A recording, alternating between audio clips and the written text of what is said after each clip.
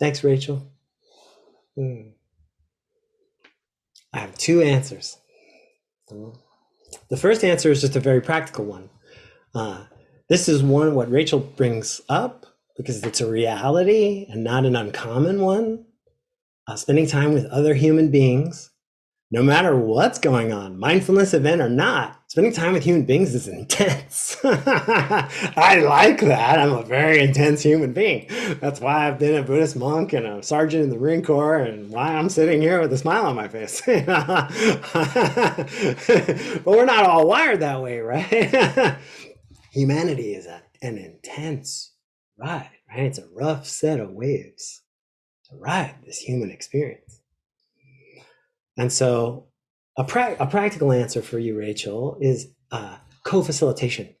It's really nice to facilitate with a second body, to lead together, because it's much more likely that one of you will have a stronger response than the other. It's so nice to be able to pass the baton, like, Rachel's going to take that question.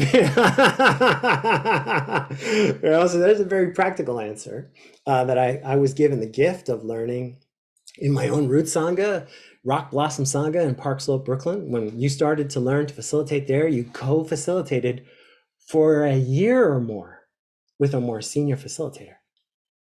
In our Sangha, Rachel, in Sangha Ocean Beach, that's how we're going to be training new facilitators this winter. They'll be co-facilitating with me, so that I'll be right there, when they forget how many bells, or whatever the thing is, But then, because this will be our last question, because I have a few announcements I want to make before we close, I'll give you a deeper answer as well. It's another story I love. So there's this mindfulness teacher. I was told the story by someone who didn't know his name, so I don't know his name. But there was this mindfulness teacher, and he was coming towards the end of his life.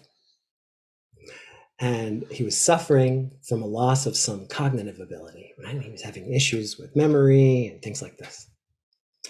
But he was still teaching and having fun doing it. And he was going to give a talk to this college audience. So picture like, big auditorium style university classroom with a few hundred kids in it. And he goes up there and sits down and gets his mic set and stuff and gets his introduction. And then it's time for him to give his teaching, to give the talk. And his mind just went blank. And he was sitting there in front of hundreds of people under bright lights on a stage with a microphone in his face. And he didn't know why he was there. Wasn't sure where he was. Right? Didn't understand what was going on. But this teacher had been practicing for a really long time. And so deep down below all of the shame and all the feelings that he was having was his practice.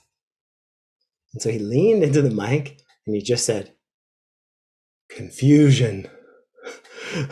He sat there for another few seconds and then he leaned into the mic and he was like, "Embarrassment." And he just did this for a few minutes, just saying out loud all of these things he was experiencing.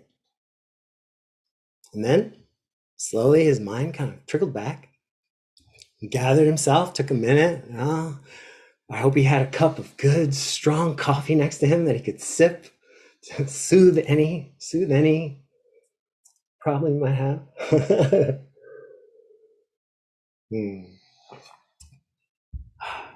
It's decaf.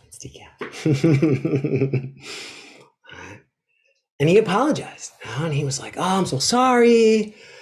Blah, blah, blah. I've been having these health problems." And of course, like half of the people in the room were in tears. They wouldn't have it. They wouldn't accept his apology. They were like, "What are you talking about? That was one of the most beautiful teachings in mindfulness practice we've ever seen. Like, you were just here with us.